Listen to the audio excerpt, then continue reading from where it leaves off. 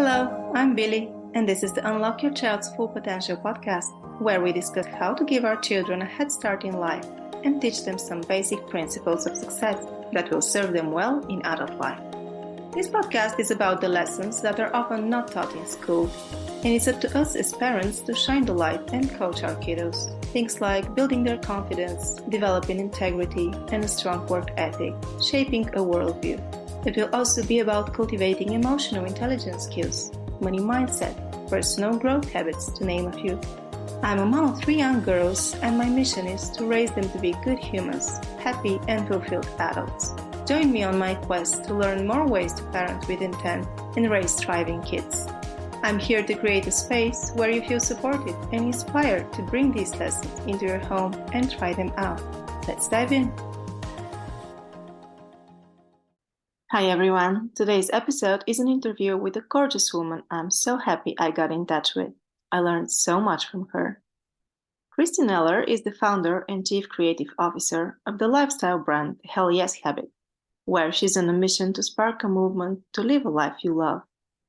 After decades as a New York Creative Director for award-winning multimillion-dollar brands, she has evolved her work to help individuals, entrepreneurs, and companies alike to clear obstacles, find their essence, embody their mission, and bring any vision to life. Relying on her deep belief that creativity always saves the day, Kristi creates the safe and playful space for transformation to unfold. She is also an empowerment mindset coach, inspirational speaker, international best-selling author, and the host of the Hell Yes Habit podcast, all of which focus on saying yes to yourself and living your best life on your own terms. If that was not enough, Kristi is also a mother of 2 and a coach to her daughter's softball team, where she is helping tween girls develop into empowered, confident, self-aware, and authentic versions of themselves. I found her to be a great communicator with focus on connection, a very charming and inviting woman who puts a lot of thought into raising her children. This conversation is full of insights and ideas for creative practices that teach kids important life skills. At the end of the interview, I have put together a list of the tools Kristi mentions in our conversation to help me put these ideas to practice. Enjoy! Kristi, warm welcome to you, and thank you for being here to talk about parenting and the lessons we teach our kids to prepare them for real life. Please tell us a bit about yourself, your journey, and your mission. Sure, absolutely. First of all, thank you so much for having me. I'm really excited to be here today. Gosh, where to start? So I was a creative director in branding and brand strategy in New York for many, many years. And I left that career when I got pregnant with my first daughter. And I thought I was leaving it to go find myself. I thought, oh boy, I'm going to have all this free time to find myself and decide what that really big, impactful thing I want to do with my life is. And what I found was that I didn't even know what day of the week it was, what time of day it was, and that parenting really, really kind of knocked me over in a way that I wasn't expecting. So that threw me for a little while. But then it sort of started to turn into this amazing opportunity for me to dive into my own sort of creativity and my own desires in a way that I hadn't really had the inspiration to do yet. And part of that came from the personality of my children. And as they're learning and growing and getting curious, I started asking myself, what do I want them to know that I had to learn as an adult? Or that what do I want them to not have to struggle with in the same way that I did? And it really all started to come to fruition when my daughter started playing softball. So I grew up playing softball. I had left that to go to art school. And it was one of these great loves that I had, but I had left it to go to follow this other dream.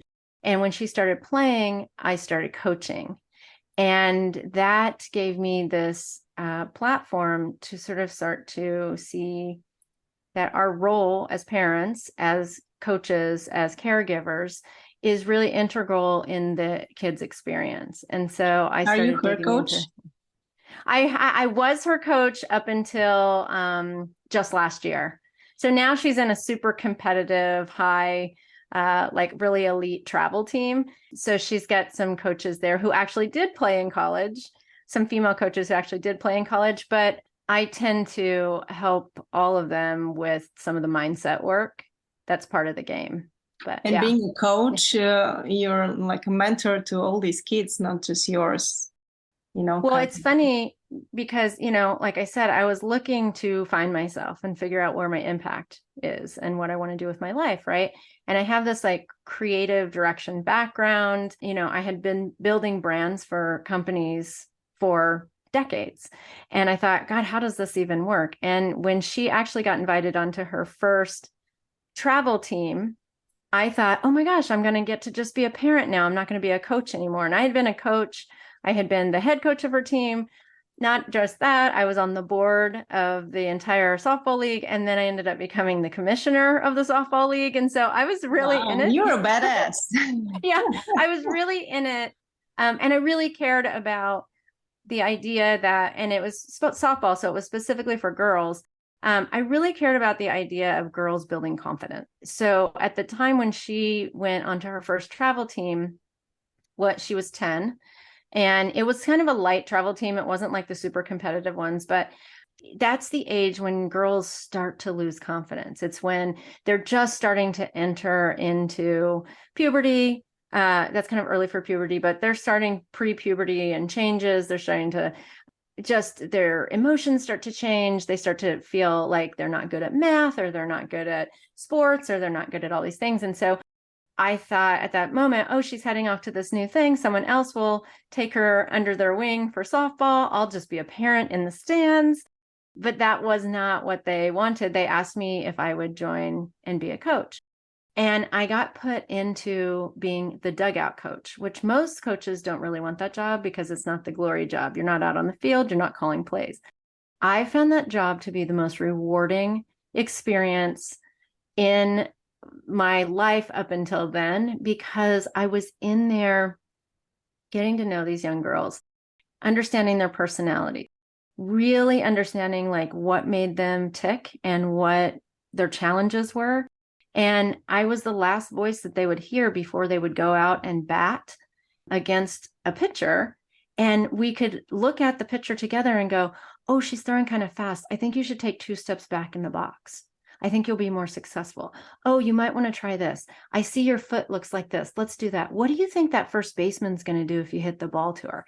And you could like talk about all these things. And all of a sudden I could see in front of me the confidence grow. And then those girls would go out there and they would hit that ball and they would run and they would steal and they would do these things that they didn't think they could do before. And I thought, oh my God, this is so powerful. I must go back to college. I must get my coaching degree, and I'm going to go try to coach girls in college for softball. And then I thought, okay, you've lost your marbles. What I did do is I got my life coaching certification and really dug into mindset. And then how this applies to kids. First of all, that inspired me. But second of all, it's changed how I approach being a parent to both my daughter and my son. And I think it's strengthened our relationship. It's built confidence. I also like that it puts you in the unique position to be friends with her friends. Yeah, it's interesting because it's good. And then, now she's 12 and becoming a tween. And so there's this fine line of how much you want to be in their space, how much you need to be in their space, and actually how much you need to step back and let them develop their independence. And that's a stickier equation to figure out. So speaking of that, so now she's in this competitive team, and she's a pitcher. She's just had gotten to be like one of the lead pitchers on the team, which was really hard work. As a pitcher, you have to basically practice every single day. And so she sacrificed all these other things to do it. It's her passion. And then a few months ago, she was sliding into home and she double fractured her leg and ended up in a full leg cast for 1 month, and then below the knee leg cast for a month, and then a boot for another month. So she was out of sports for 3 straight months. which doesn't sound like a big deal, but it's kind of a big deal when you're playing at that level. And then your comeback is harder because your leg hasn't moved in months. It's been held stable. So all of your other muscles I can and everything. imagine her emotional state at that time. Yeah. So we had to really come to terms with our relationship during that time because she's at a point where she's trying to build her own independence, as she should. And all of a sudden, her mother has to be in her space in a way that I haven't been in her space for years. Like I needed to help her take a shower.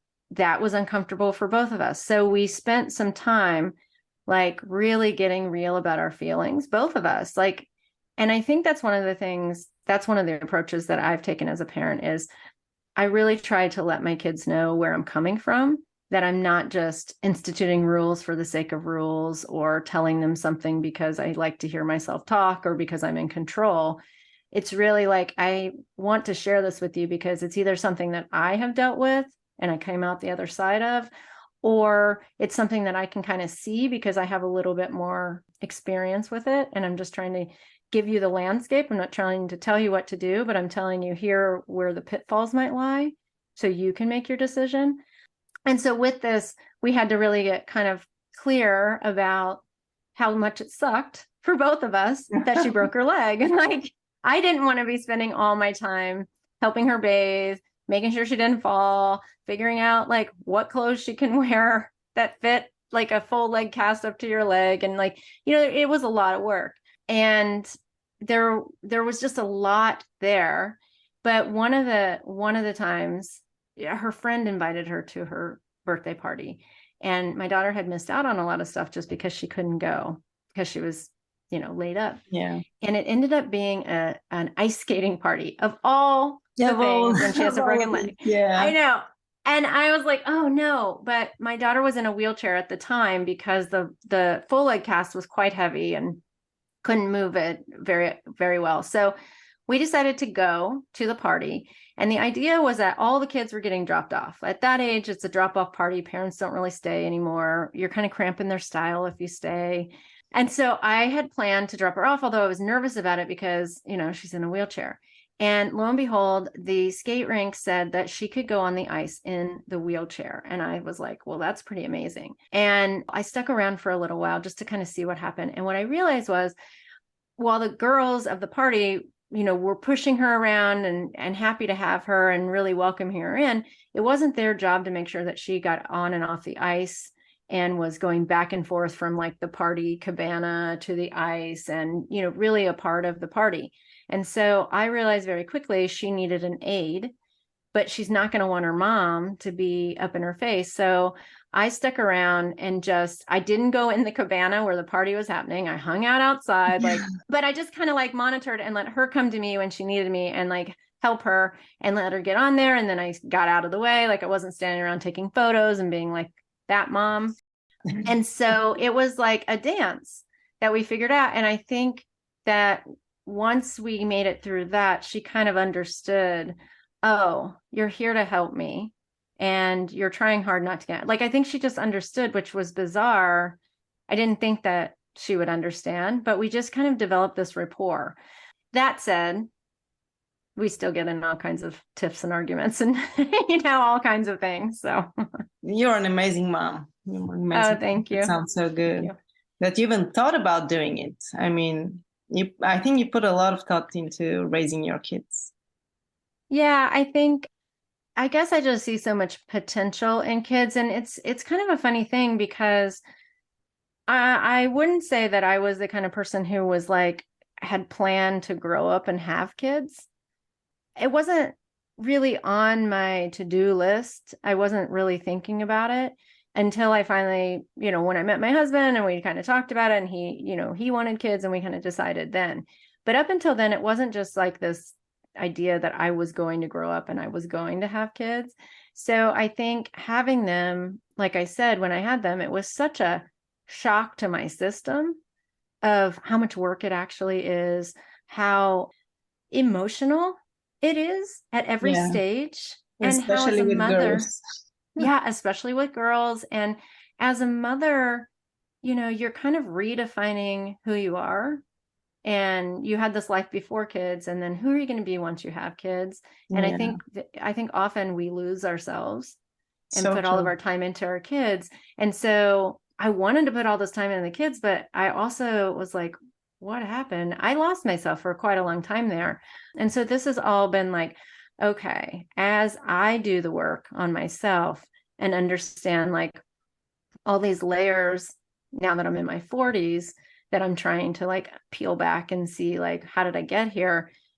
I want to kind of somehow maybe split circuit it so my kids don't have those exact same layers. Like I'm not trying to mow everything out of their way. They need challenges. They need to have heartache and, you know, disappointments and all those things. I'm not trying to get rid of those things.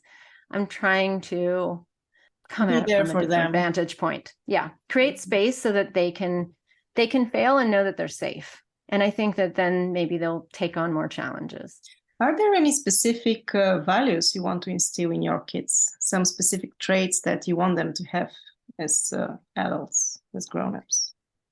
Yeah. So I have always thought that if nothing else, I want my children to have empathy above all else. I want them to be empathetic human beings and to understand that other people matter and other people's experiences matter. And so, you know, we spend a lot of time talking about our emotions and our feelings and how those sort of rule us oftentimes, and what we can do to allow those to come in and feel them, but not steer the ship. And what that means with regard to other people is, you know, now that my daughter's a tween, of course, and a tween girl, there's a lot of girl drama that comes Yeah. in, and she'll come to me and say, hey, this happened. It's really hurtful. I don't understand. Why would someone do that? And oftentimes we talk about like, well, kids your age are finding their edges, right? And so a lot of the things they do and say, you cannot take as being totally the real thing that they feel. Like they're trying to push the boundaries and see where the edge is.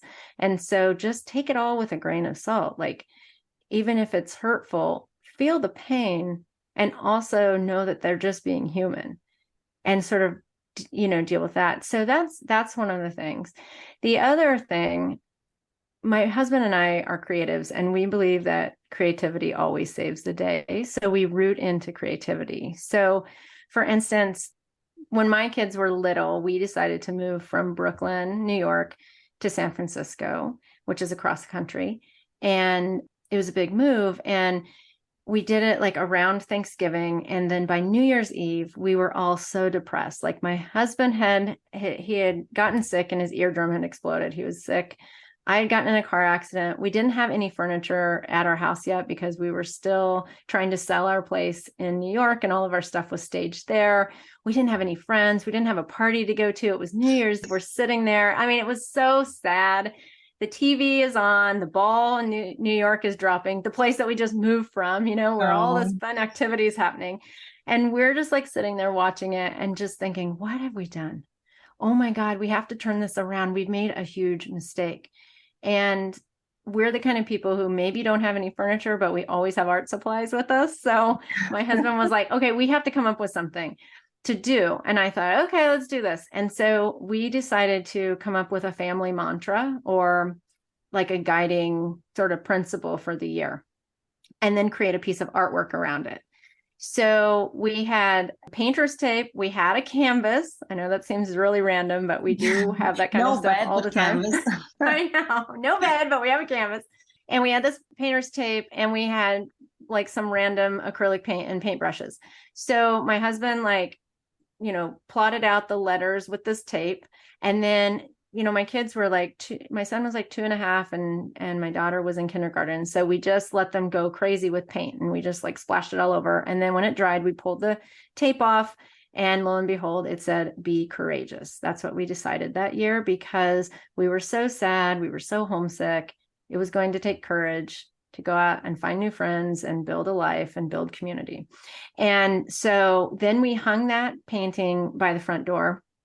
And every day for that year, when we walked by, like they're getting ready for school in the morning, you know, they're all cute in their little backpacks and their jackets and everything. And we walked by, and every day these two cute little human beings would like throw their hand up in the air, their fist up in the air, and go, "Be courageous." And it sounds sort of cliche, but it changed the energy every single day. Yeah, We it's a left the great house start of the every day. morning. And Yeah. they embrace it. They embrace it, and it was easy enough for them to get behind and embrace.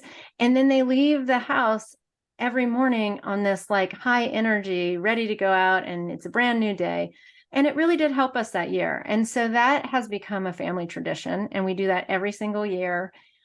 And it really has helped us through some tough times. So each year ended up building on the next year. So, or the following year would build on the year before. So we would have, our first year was be courageous, then it was be thankful, then it was connect, because we had like built this thing now. Now it's like deep connection. Then we decided to have it be make it fun. Like, let's have a fun year. What if a year was just about fun? And then we did be creative, or create. And then we came to this year, which is, or no, actually last year was open. My kids chose open because we're on this new horizon. We've moved yet again. We're in LA now. And so it was a year of rebuilding again. And so that word actually came from them directly. They wanted the word open. And my son said, "I think we need to be open into every situation we walk into." He's 9. Wow, have the initiative. You've done a great job. That means it works. I know. I was really blown away because he said we need to be open in every situation we walk into, because we don't know what opportunities are here for us. We don't know if we don't have an open heart. And I thought, from a 9-year-old. And I was like, oh my God, this is working. So, and then this year, so my podcast is named The Hell Yes Habit. And so this year, the whole family voted on our mantra being Hell Yes. And what's interesting is, as it's evolved over the years, each person knows that this is our family sort of goal or mantra, our intention.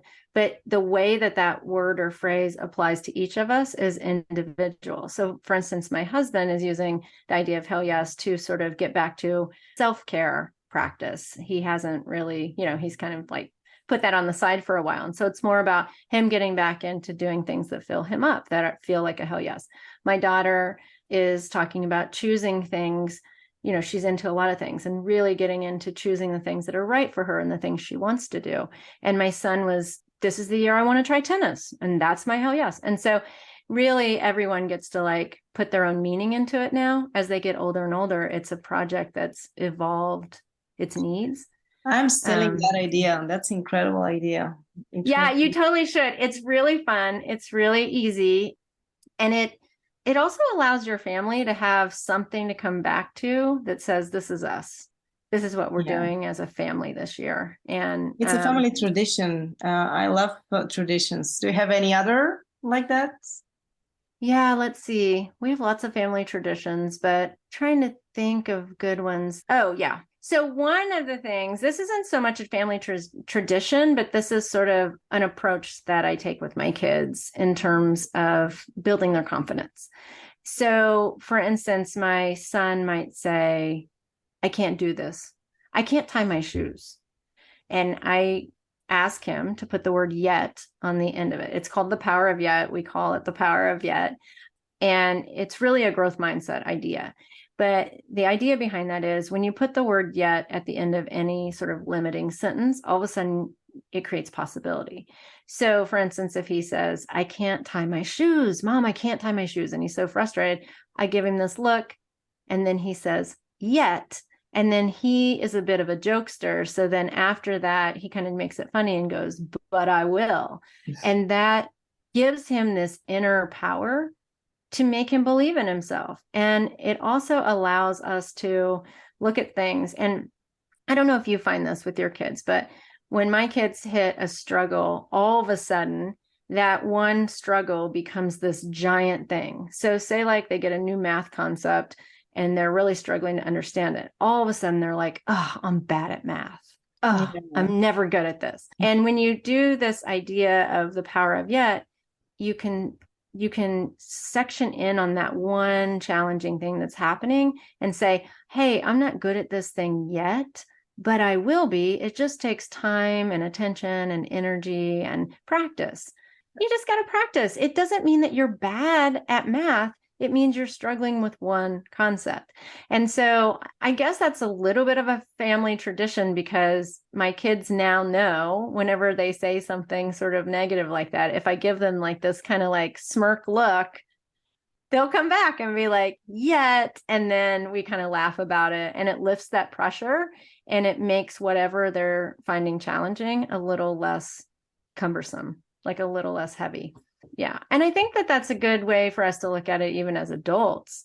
So I would like to think that that's sort of a tradition that will get passed on, that we have the power to change our thinking about anything that's in our forefront. And it's not like just positive, toxic positivity that's like, oh, everything's good all the time. Like, no, you are definitely having a challenge in front of you. It's tough, it's hard, it's frustrating, and it's temporary. Yeah, So if you the take next action. step is to take action, and that's something a lot of grown-ups too don't do out of fear. I was recently thinking about how to just inspire them to try more. It's not good yet, and she tries, for example, but still not working, and not to give up. That's the tricky part. Yeah, I know. I think it's, I think you really got to put some effort into it. And I would say that we always rely or fall back on creativity. And that's been really helpful with kids in particular. So my husband and I are both creatives. We're both in the creative industry. And so that's been sort of like a core family value, I guess, maybe a core value of us as a couple. But And how do then you nurture it in the kids too? yeah, so we spend a lot of time creating together. And just the thing that I had to sort of get over in terms of doing creative pursuits with kids is the sheer messiness of all of it, and allowing it to really be messy. Because I could be messy as myself and know that I'm able to clean that up. But I think creativity requires a level of spontaneity, a level of playfulness, a level of curiosity, and that's messy. And then when you add kids into it, it like becomes exponentially messy. Yeah. And I think we as adults also, and kids start to internalize this very early, that nobody wants to make mistakes. We're afraid of making mistakes or looking silly, or, not looking stupid or whatever. And I think that's one of the things that we really nurture with them, that actually mistakes are really beautiful. We actually, this is another family practice, I guess. We celebrate mistakes. And so at the dinner table, oftentimes our question will be, what mistakes did you make today? As like a positive, not like, hey, how did you screw up today? But we'll say, what mistakes did you make today? And then somebody will say, oh man, when so-and-so said that they were really sad, I wasn't that nice to them. And then we go, okay, good job. How could you change that? Like, good job acknowledging that. Why is it a mistake? And they'll say, well, I really feel like I wasn't being a good friend. Oh, okay. Well, what steps will you need to take to be a good friend then? And then they say it and then say, wow, you wouldn't have known that those are the steps that you need to take to be a good friend if you hadn't made the mistake and felt those feelings. So celebrate the mistake, because it just gave you a whole big piece of information about who you are. That's incredible. Maybe because you're being a life coach for a living, you have so much tools and put so much thought into this, but wow, good job. I think it's fun because I have perfectionist tendencies. Like, I grew up a perfectionist, and that served me really well. I had a great career, and I had lots of success, but personally, I was not fulfilled. I was second guessing myself. I was killing myself and burning out. And I see some of those patterns in my daughter, because she wants to get straight A's and she wants to achieve and she wants to be the best. And so I feel like I never thought I would be a parent that says, all right, grades don't matter.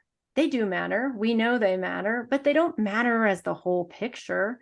They matter as one piece. And if the kid is killing themselves to get there, that's not sustainable. And so we've recently hit up against that, where my daughter will stay up to like midnight to finish something. And I'm like, this is not acceptable at age 12. You have to advocate for yourself. So email your teacher and tell them in advance. Don't show up tomorrow without it done and say, oh, sorry. Email them now and say, hey, it's really late. I had this, and this happen. I'm really frustrated. I'm really having a challenge on this. May I have an extension? And then see what happens. 9 times out of 10, the teacher says, of course.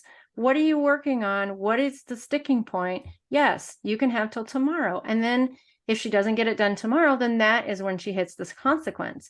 But I'm like, okay, we can't just be pushing ourselves to the absolute limit for the goal. We have to also figure out how we take care of ourselves in there too. So true. But mistakes are part of that. And honestly, the mistakes are where you grow the most. And so if we spend our whole lives trying to avoid mistakes, that isn't really that beneficial for us in the end. They're going to come inevitably, and we learn the most in them. So we might as well just celebrate them. Yeah, we should start celebrating them. You're right. I like that. Yeah. So just to bring us back to this idea of kids being sort of our biggest teachers, which I think is the experience of my life, right? If we return to that idea and think about that. So, as I was saying, I grew up playing softball. I decided not to follow a scholarship to play softball in college and decided to go to art school instead. And I played some sports here and there, but it wasn't until my daughter really got interested in softball that it came full circle, and I got to have that experience about coaching the girls. And what I learned during that time was that at that age, at age 10, 11, 12, girls in particular are losing their confidence, and not just in, their self, but like in their academics, in their sports, in their body awareness and confidence. And that starts to create this like perfect storm for girls to then start to like retreat from who they are.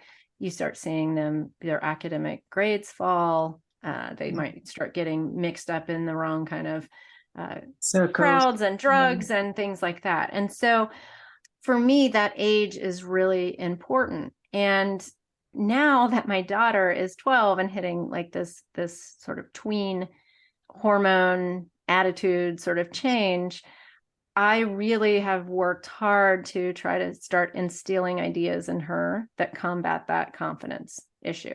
So especially in sports, and especially in competitive sports, there's always somebody else trying to get your position. So you have to continue to work really hard, which she does. So then she's also really hard on herself after that, right? And with that, it's like I see those perfectionist tendencies that we were just talking about. And I want to sort of help her let go of that, because what I've learned as an adult is perfectionism. And this was a huge epiphany for me. And it still remains. I still battle with that. Yeah. Perfectionism is a really high functioning form of anxiety. You're constantly making sure that you have plan A, B, C, and D ready to go so that you never look foolish. You never look like you didn't know what you were doing. You don't have, you want it all buttoned up and to look presentable. Exactly. Right. And so when I tease people all the time and tell them that I'm a recovering perfectionist, which is 100% true. And it's a practice. It's really hard to get out from under that, because my perfectionism brought me lots of success. But like I was saying before, the burnout was painful. All of those ideas were painful. So one of the ways that I've been trying to combat that and help my daughter find her inner power and her inner voice and her ability to snap out of like a moment where she's spiraling into self-doubt or, just self-deprecation, is we've worked up this like little mantra. And I know I'm talking a lot about mantras today, which is a little bizarre. We're not all mantras here, but we do use certain phrases to sort of help us change our perspective. So I gave her this word. It's YABA, and it's spelled YAABA, and it's an acronym for an empowering phrase, which is "You are a badass." And for her, that was really important because she's such sort of like a rule follower, good kid, that like using a curse word is kind of like out of the norm. And so I did that very intentionally to sort of be like to snap her out of her current circle of thinking, whatever it is. So for instance, she's a pitcher, and that's got a lot of pressure. And so, if you imagine like she throws 3 bad pitches, all of a sudden she needs to come back and throw a good pitch, or the person will get a base. Sometimes I just yell "Yaba."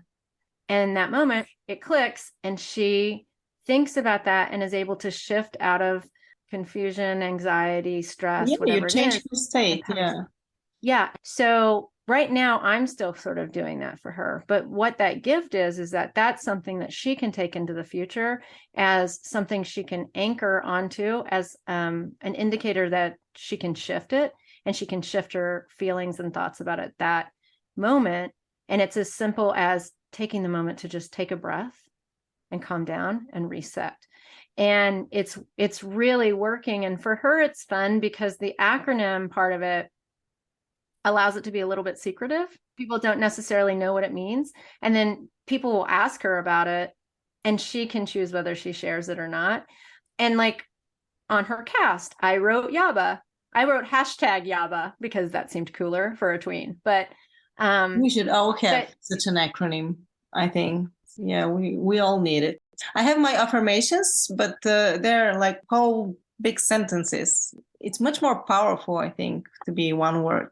Yeah, and not to take this into a relationship interview, but many years ago, I was doing a course and someone taught me to have that sort of shift word, and even to put that in your relationship with like your spouse. So like when you're starting to go down an argument, or you're starting to maybe have harsh words for each other or whatever, that if one person feels like they're being attacked in some way, you have this like word that can kind of shift the energy and just remind the other person, hey, I'm a human being, you're a human being, everybody makes mistakes. Can we take a moment to chill out? But not in a way that's like aggressive. Like if somebody says something to you and then you go, wait, hold on, that's not right.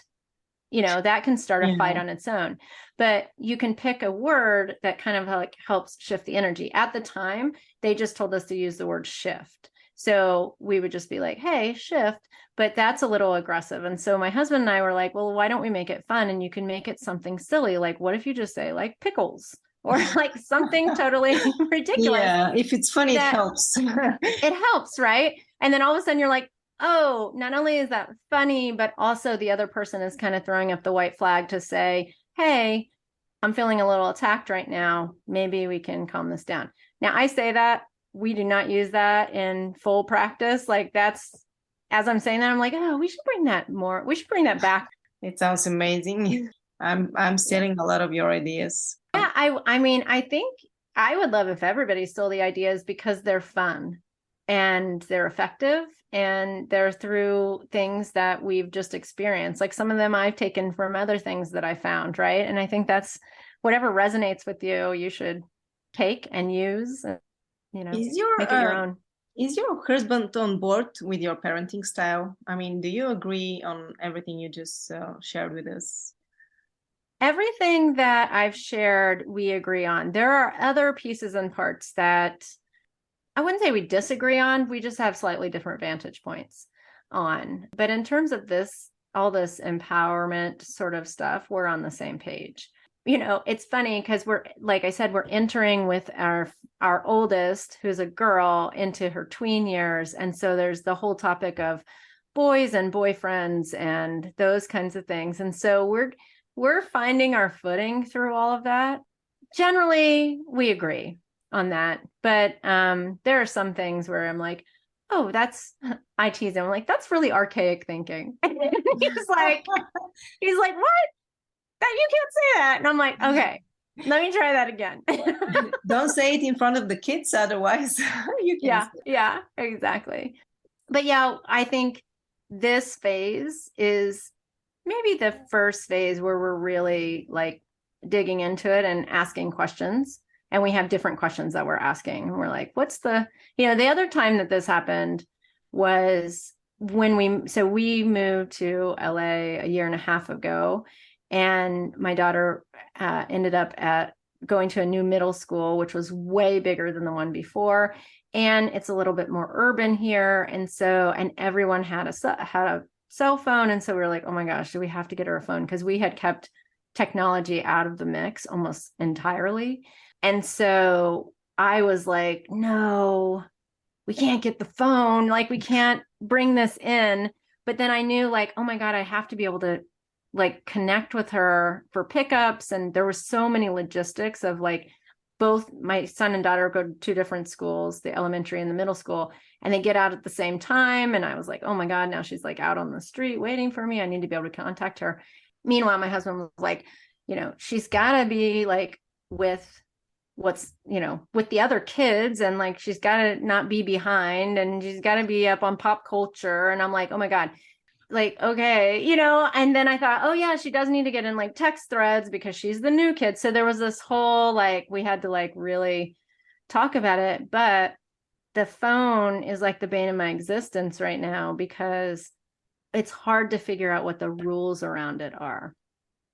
And then when your children start to become independent, free thinking exactly people, what we want them to be, by the way. Exactly what we want them to be. Then they come back and go, well, why can't I be on the phone? You're on the phone, and you're like, that's right. Okay. Yeah. And then you start looking at so I guess it's actually kind of the same sort of thing that I was talking about earlier when I said, like, when I had kids, they kind of helped me to evolve to the next, expansion. It's happening again as we hit the tween and teen years, where I've got another independent voice coming back to me as a mirror and saying, well, why are you saying I can't do this when you're doing it? And then I have to look at it. I have to actually listen to her voice. And like I can't say like what my parents said, which is, because I'm a parent and I'm in control and I own this house and I own your phone. Like, you can't say that, right? So you get to look at your own. Grandparents around, because you moved a lot, but I have the grandparents, and they take care of the kids like quite often. So this kind of behavior is still around. Like the silent treatments and all the things that I don't agree with, but yet I cannot tell my parents, guys, don't do it like that. Yeah, I know that's really challenging. It's challenging because you want their help. You want them to be involved in your family and your kids' lives, and you want their help in terms of like maybe the childcare or whatever. But then they're also doing and saying things that aren't necessarily in line with how you want to parent your children. I mean, I have always relied on the idea of communication with my children. So when I do something that when I mess up, I try to own it and tell them, which never happened when I was growing up, right? It wasn't like my mom made some bad decision and then said, hey, sorry, you know what? I'm human and I'm sorry that I yelled at you in that moment. I was angry and I didn't like what you did. And those things are true. And I didn't have to yell at you in that way. I know that made you feel bad. I know that wasn't right. And so I want to apologize for that. Yeah.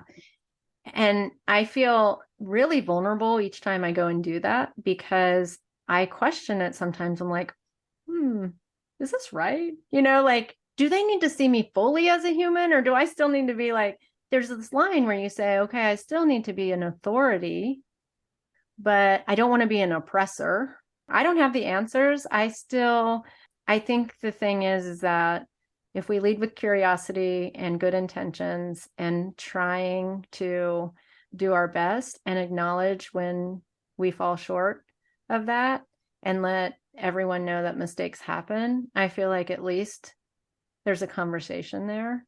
And maybe I mitigate some of the damage from whatever I did. So I don't know if there's some part of that with your parents where it's kind of like, without undermining them, because you don't want to undermine them and have your children like not listen to them. but have conversations with your children about different styles and what those styles are like and what they mean and what you believe That's in. what I do. Yeah, I explain to them, and I'm being so vulnerable. And my husband was just saying the other day that I don't have the authority. That's what he's criticizing me about. You're so kind with them, and they just take you for granted, and they do what they want because there are no negative consequences when they do not behave the way I want them to. So that's where I'm struggling with.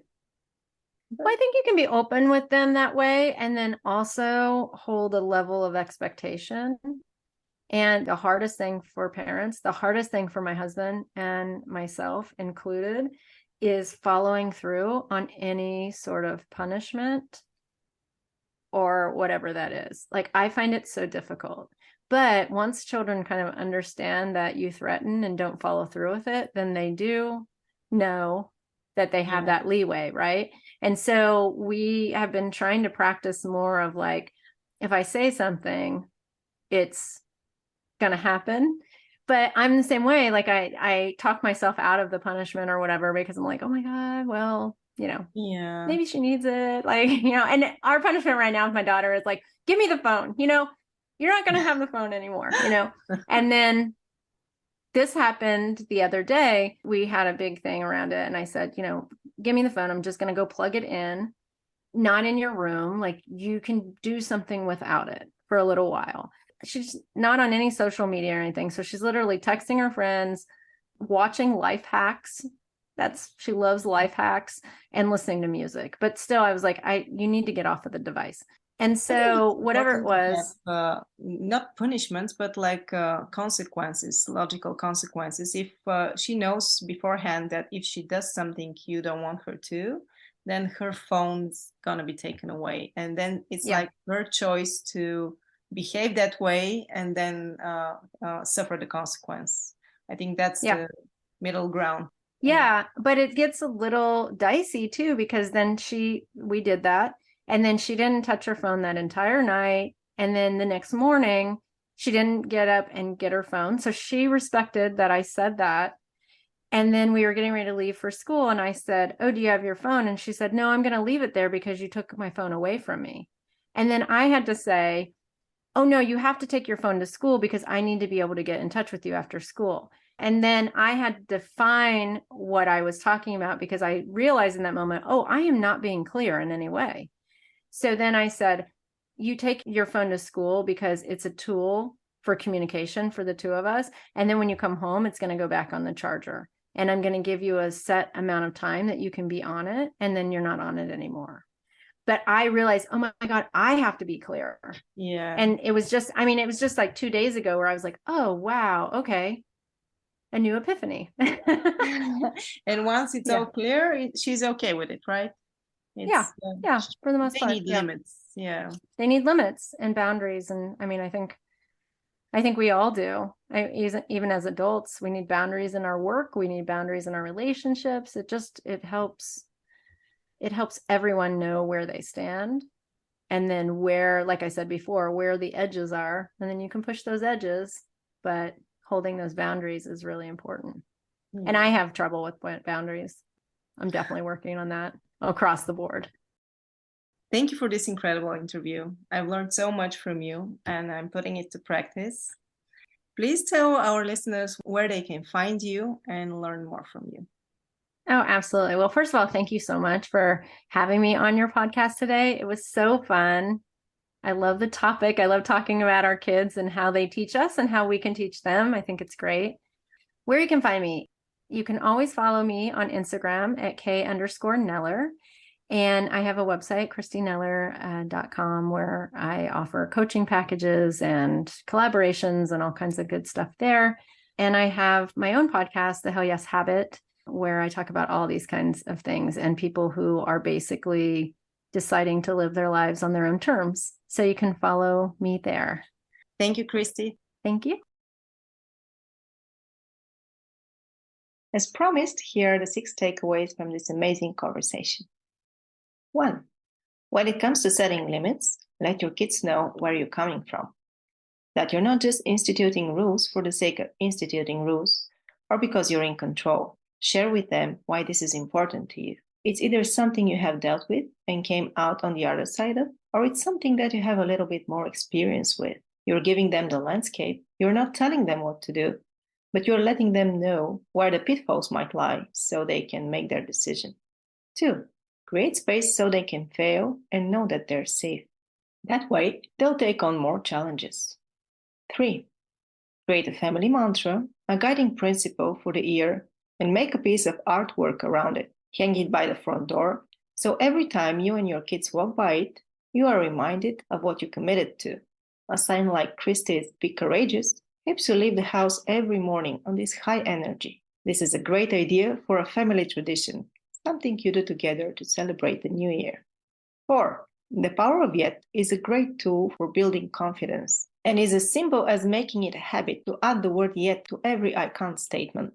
When you put the word yet at the end of any sort of limiting sentence, all of a sudden it creates possibility. It gives our children the inner power to believe in themselves. 5. Teach them that mistakes are really beautiful and celebrate them.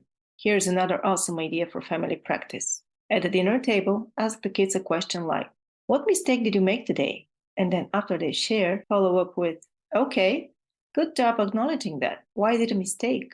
How could you change that?" You want to teach them that mistakes are where we learn most. If they hadn't made that mistake, they wouldn't have known what the steps are to get better. Celebrate the mistakes because they give us a whole big piece of information. 6. Use phrases or acronyms like YABA, meaning you are a badass, to change kids' perspective and help them snap out of a moment when they're spiraling into self-doubt or other negative thoughts. It could be any phrase you choose with them beforehand. It's aimed to serve as an anchor and give them the confidence in time of need. Selecting an acronym allows them to be a little bit secretive and use it in public more freely. Thank you so much for listening and letting me be a part of your day. If you enjoyed this episode or the show in general, please share it with a friend and help me reach more moms around the world. I would also appreciate it if you consider leaving me a review. Reviews are literally the lifeblood of a podcaster and help me so much. Don't forget to subscribe so you get notified when a new episode drops. See you next week.